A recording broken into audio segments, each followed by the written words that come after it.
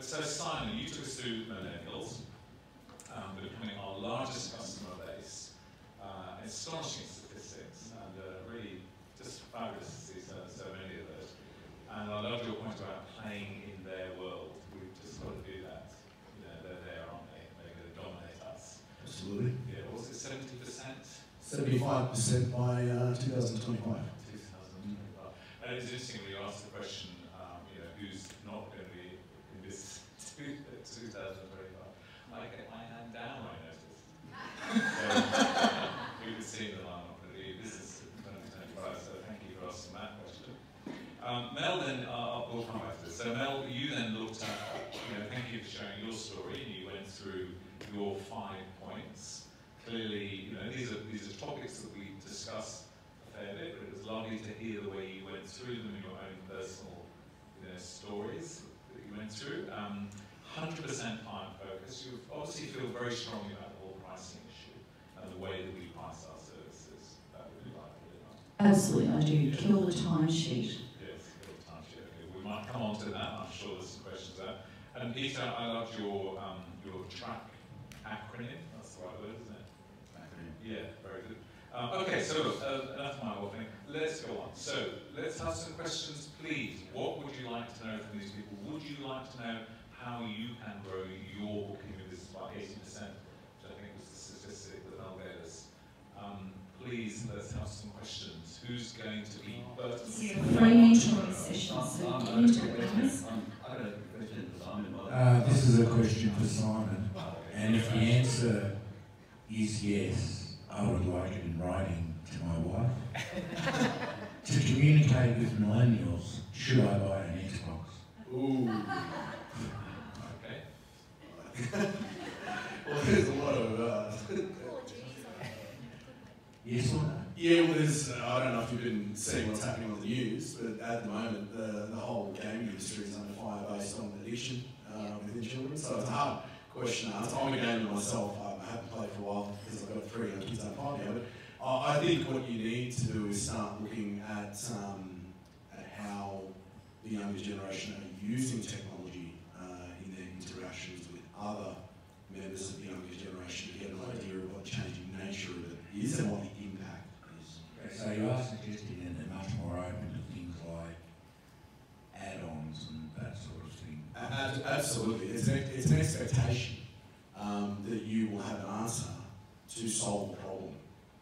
Okay, well, I think Trevor's just asking for a sign off on the next one.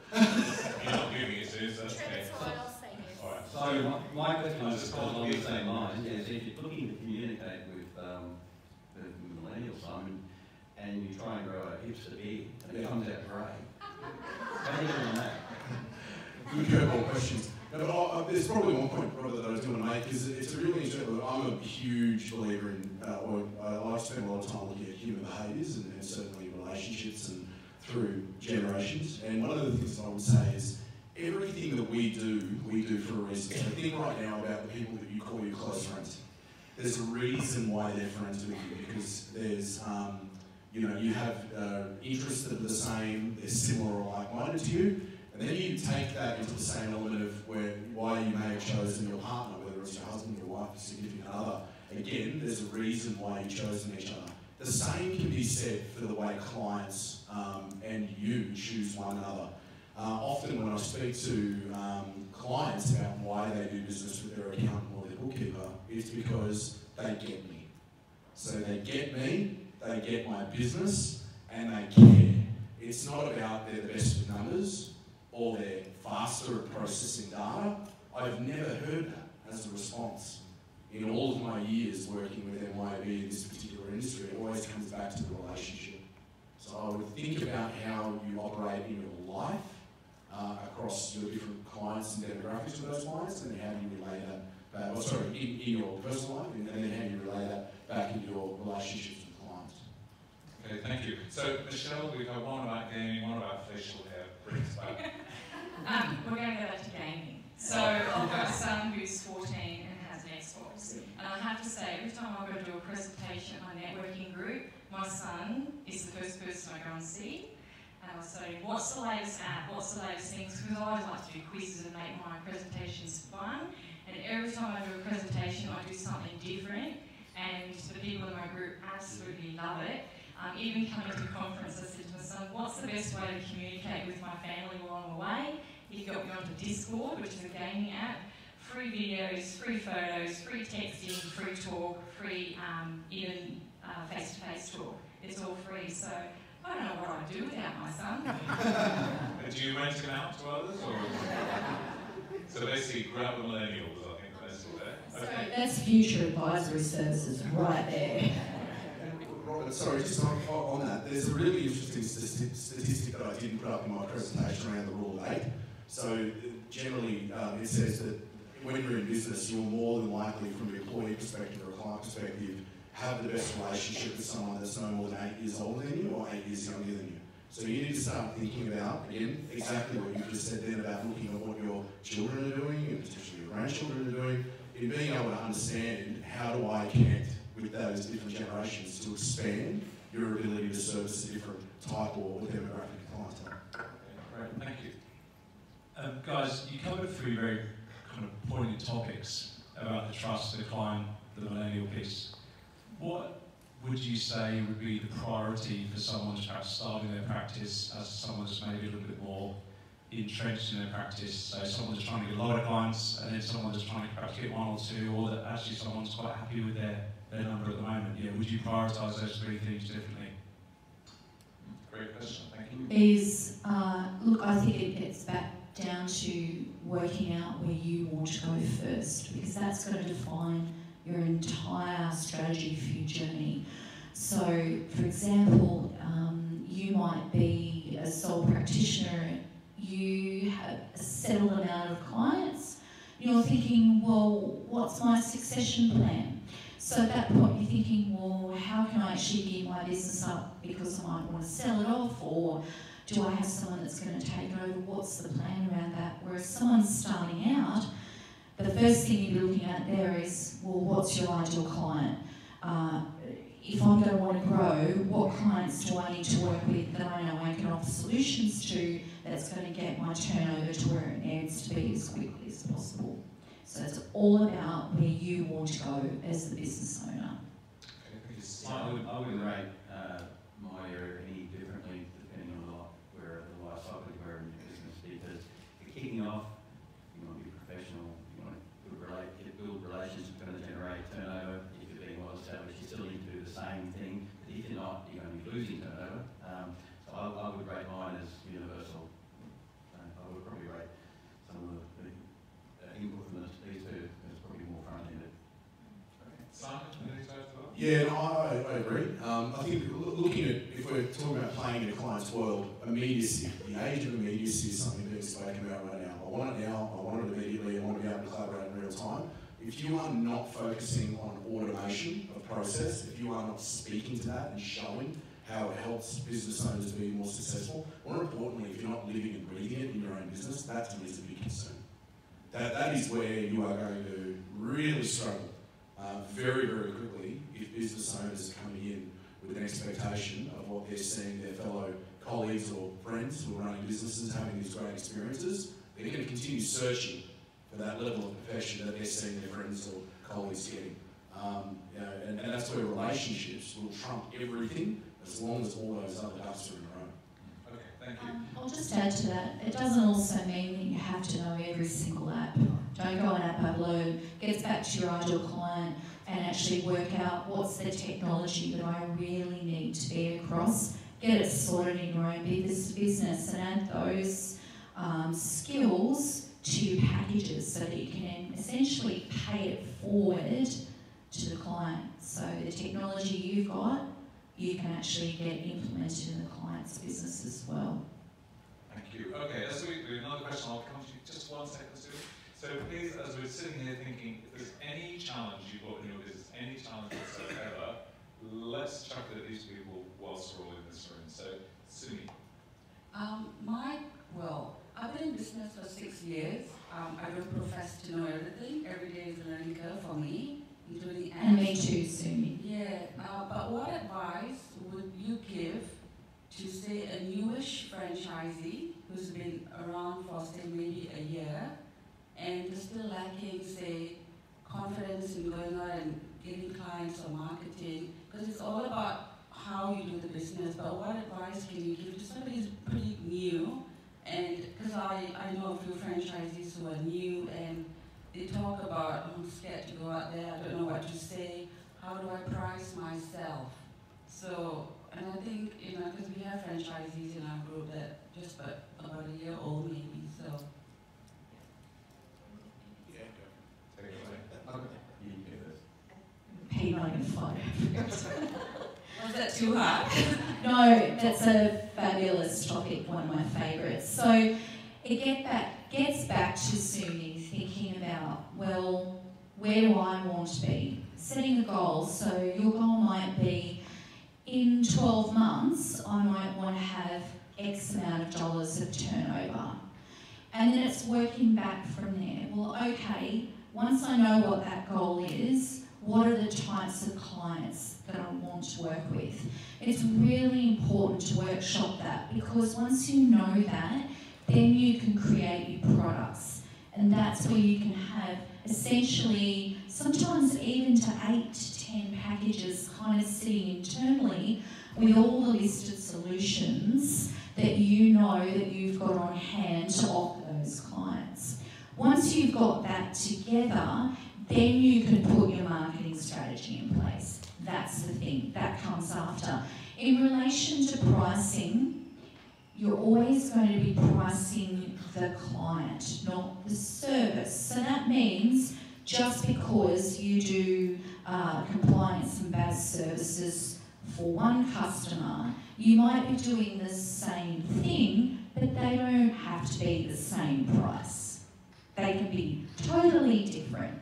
It's up to you to work out how much is that worth to the customer for me to solve that problem. That's the trick. And we get caught in the mentality of almost penny pinching ourselves because we think, oh, I can't do that. So my answer to that is, well, who says I can't? It's free enterprise, and we can therefore go forth and put those things out, price them to the customer. It's just then a numbers game of waving our hands and saying, here we are. I'll probably just add to that from a relationship perspective is that when you're kicking off, you'll probably find you haven't got as many clients as you want, but you'll have somebody you're doing good work for and you've got good relationships with.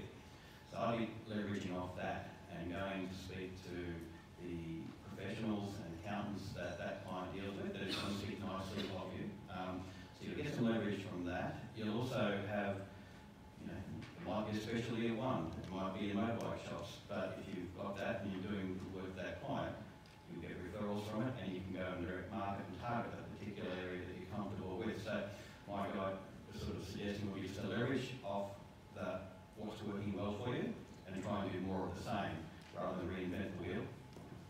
Okay. I have another question to ask you.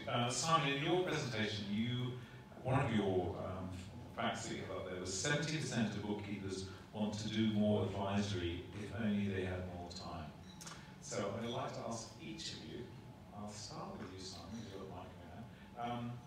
How do you, as you're a busy person, how do you manage your time? What's your top sort of time-saving tip that you could use that maybe you can then translate for all of us? Yeah, it's an interesting one. Although you get to see me speak at bookkeeping events, I actually run a number of channels in MYB. So I oversee not only the bookkeeping and certified consultant channel, and that's all bookkeepers and certified consultants, and the team that work within that. I also look after our commercial partnerships division, as well as our retail channel as well. So that makes it really challenging because it means I've got different staff members across different streams of the business doing very different things with different strategies and different requirements and different targets.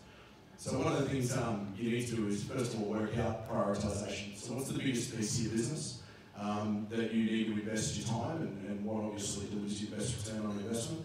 You've got to change the way that you collaborate, so it's looking at automation and collaboration tools to make sure that you're having the one conversation with all relevant team members.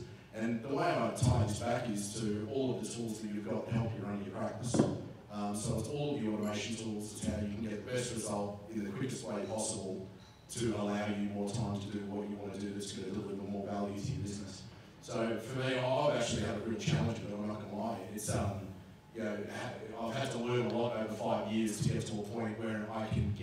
from the small stuff. So everyone in here says work on the business, not in the business. It's exactly the same way working for a corporate company is I have to not sweat the small stuff and waste time on the shit that doesn't matter and focus my energies on the things that I can influence at scale to help my team service you better and help our clients and partners succeed. And now that's really what my job is, influencing at scale and not getting stuck in the day-to-day.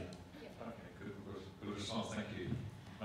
I think I'm going to go back to, if you're on the tools doing the bookkeeping, you need to replace yourself because your value is in supporting the people in that role in your team, and your value is doing that advisory work with the clients.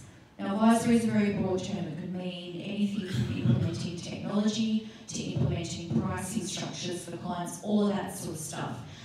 You also need to be the person that's going to drive the sales for the business, or if that's not you, get a BDM or a business development manager to do that for you. But the main thing is you've got to get off the transactional stuff so that you can be the overall driver for the business. That would be my advice there.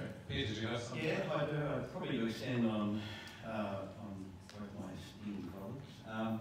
Is to probably bring back to something practical. $1 million team. $1 million team that someone explained to me. They said, look, you've got to become a bit more redundant, but you, as a practical tip on how to do that, I guess is that there's map out your working week and then categorise it into various things that you 100% have to do, and things that you want to do, and things that you do, and get as many of those things off that don't rely absolutely on you. Get them delegated to someone who can take those on, and in most cases, 9.5 out of 10 is good enough. No one's going to get flown.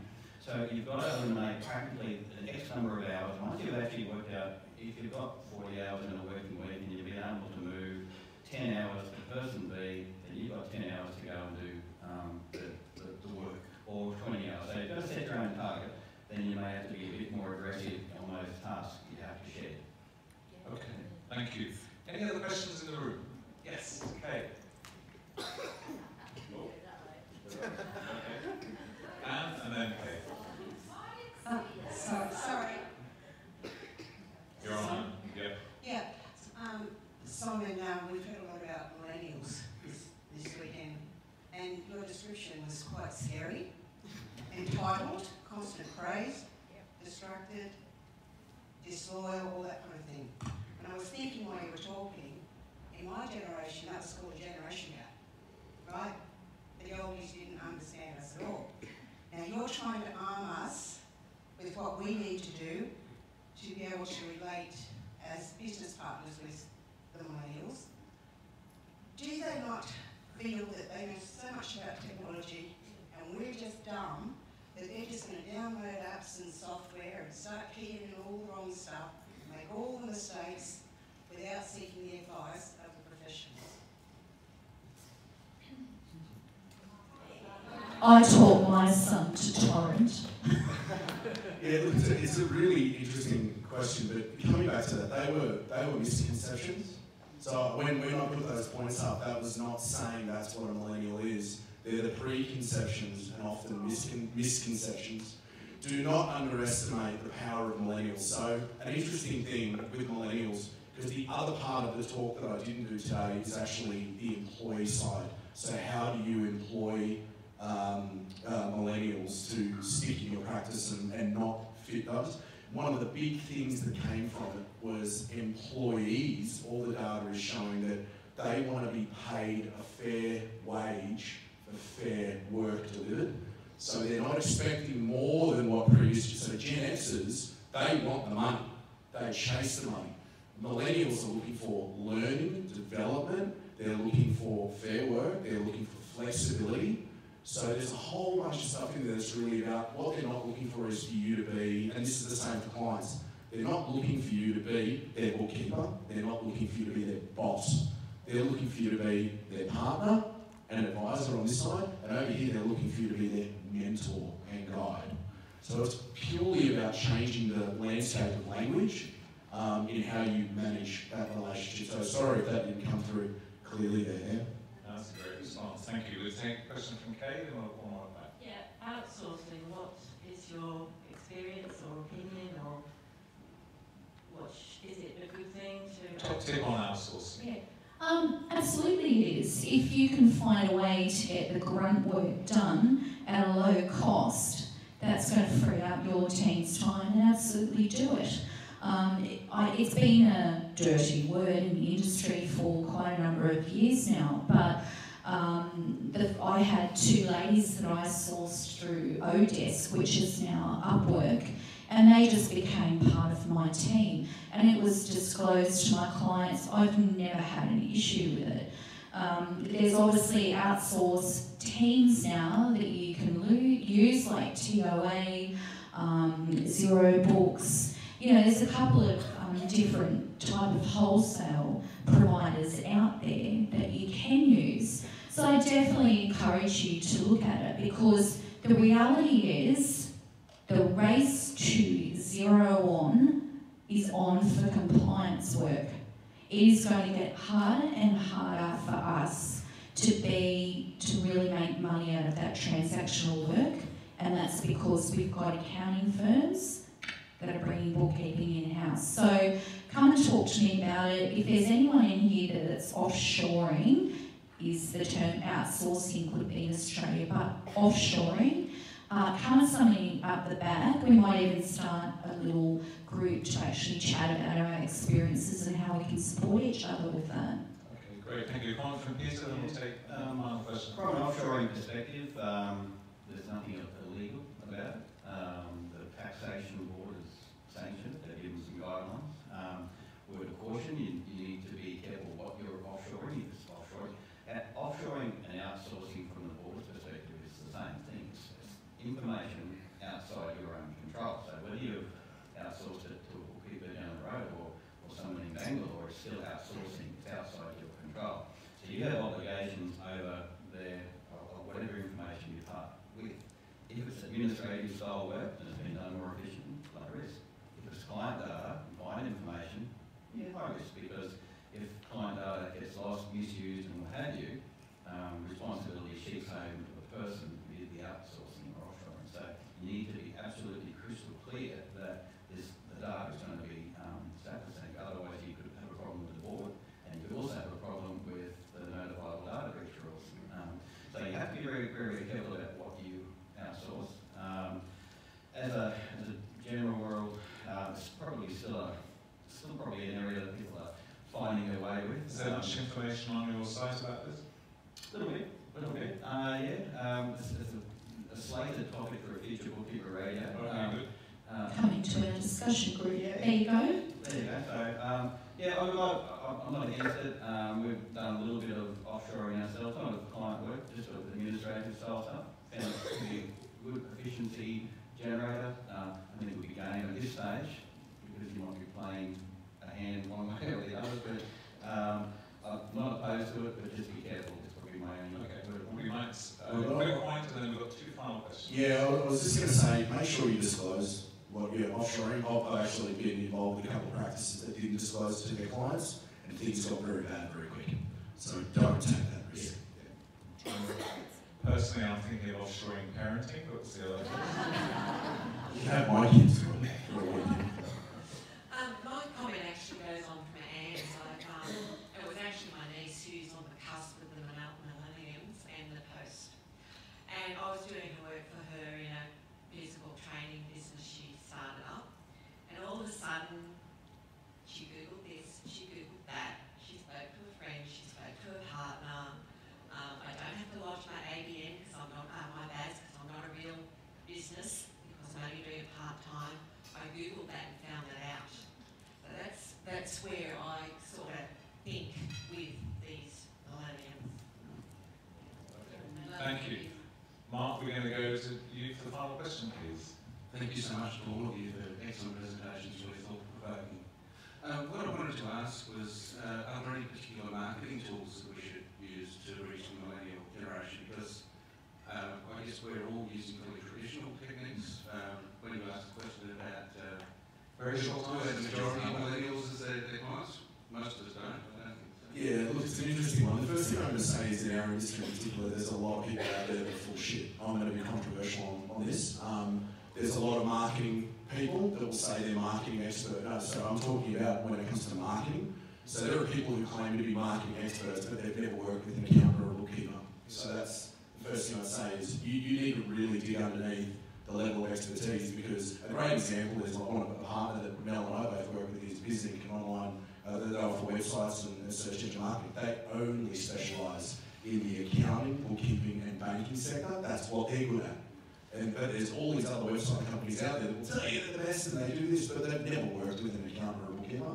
So you really do need to dig underneath and ask for information around case studies, get some results. If they can't present you results for what they've done for clients, that's a problem straight away. But Mel can probably talk a little bit about some of the marketing. Short answers, please, Mel.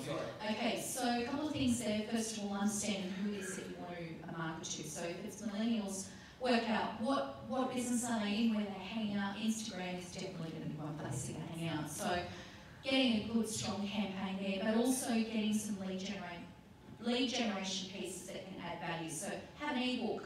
So put an ad on Instagram, drive them to the landing page, download the ebook, and then follow up with email nurture marketing. Email marketing is still the most powerful form of marketing ever. There's a little product called Active Campaign. Our friends at Bizink can actually help you set this up. It is automated marketing, so you set your copy up and off it goes. Someone goes to that landing page, boom, they're into that campaign. So that's my best advice there. Yeah, as I said with millennials, probably a generation that are more disposed to outsourcing than we've seen before. So they will outsource. They're actually good for our industry. So, but millennials like to be communicated with in a manner they want to be communicated with. So I think if you focus on the communication aspect to it, they are a very ready audience for businesses like ours. Okay, thank you. And Lisa has just slipped in back over the final little comments. Yes, Lisa, what have you got? With all you're talking about is how we act with millennials. What about the other way around? How are they going to be treating us? Oh. Should we write a handbook on that and market that? I think that we have leads on that. Because we open up a can of worms, but I think there needs to be Two-way thing. Yeah, Well, it's all- you're spot on. The only way you can get to that point is they're not going to change. So there's the stubbornness. They're not going to change. So I think it's until you understand them, then you can work out how to get the best out of them. So. I think one point as well that came up in your presentation, I forget what number it was, the sort of second circle, is that one thing that all millennials are looking for is advice and wisdom. And we've got bucket loads. So that's the thing we need to do. It's like we have to be the signpost on the road. It's like we're fixed, we're stable, we're supportive. It's almost like they want a parent but a non-parent to kind of just be there to support them. And I even experienced that with my own kids. I've got a 24-year-old, a 21-year-old, an 8-year-old, and they don't actually want me to tell them how to do stuff, but they just want to know that I'm there. And I think that's the kind of way that, I'm obviously working with lots of millennials in my prior role at Xero, so it's just that almost nurturing I think we'll get to. Thank you, Sue. Not only there, but there's a big party going on at your place up there. Here. One small thing. Yes. I have two millennial kids, and they go to conferences like this to work out how to deal with old farts like us. Okay. Please join me in thanking our panel. Thank you so much.